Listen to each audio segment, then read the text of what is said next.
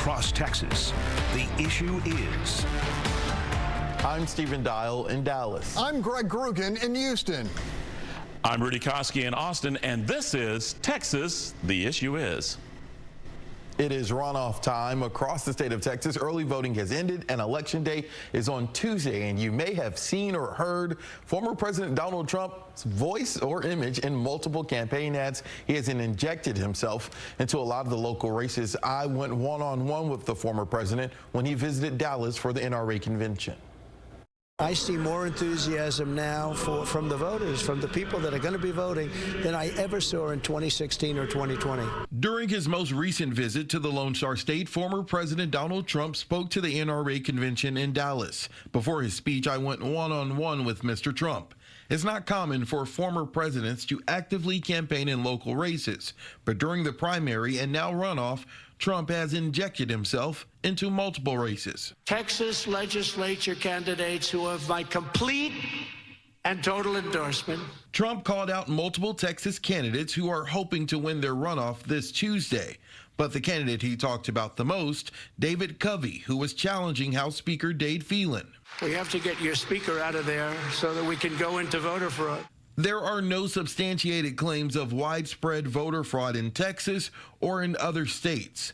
Phelan is taking heat for pushing through the impeachment of Attorney General Ken Paxton, a close friend of Trump. Phelan is also being accused by Lieutenant Governor Dan Patrick and others for allegedly holding up Republican priority legislation, saying he is too close to Democrats. Trump and I talked about the 2024 election from a national perspective. What do you think will be a defining factor in November for voters when they go to the polls? Well, I think we have a lot of different. Number one, we have inflation. Number two, we have the economy, and they're sort of the same thing. And number three, we have a border that's so porous and so horrible. On the border issue, Trump stuck to his campaign talking points, blaming the Biden administration and saying illegal immigration numbers were lower under his watch, which is true. But when asked what can be done to fix the current problem, Trump gave no concrete plan. The jails are being emptied out into the United States. What can be done domestically? Well, you have to have a border again. We had the strongest border in history. Now we have the weakest border in history. The latest Fox poll has Trump with a slim lead within the margin of error over President Biden. I asked him if he wins in November, would he add a Texan to his cabinet? Texas Attorney General Ken Paxton is a personal friend of yours.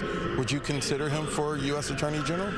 I would, actually. He's very, very talented. I mean, we have a lot of people that want that one and will be very good at it, but he's a very talented guy. I fought for him when he had the difficulty, and we won.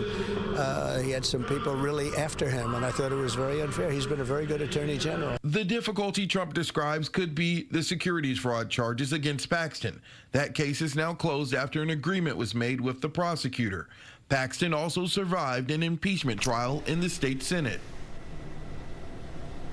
Now, my word for this is uncharted. We can explain later. Rudy, what is your one word? Stephen, after hearing that, I got to go with Animaniacs. I remember that show. Okay, Greg, what about you? Stephen, my word is a backhanded homage to our colleague, rudimentary. Well, I'm pretty sure these guys have a lot more to discuss about the former president and the runoff elections after this break.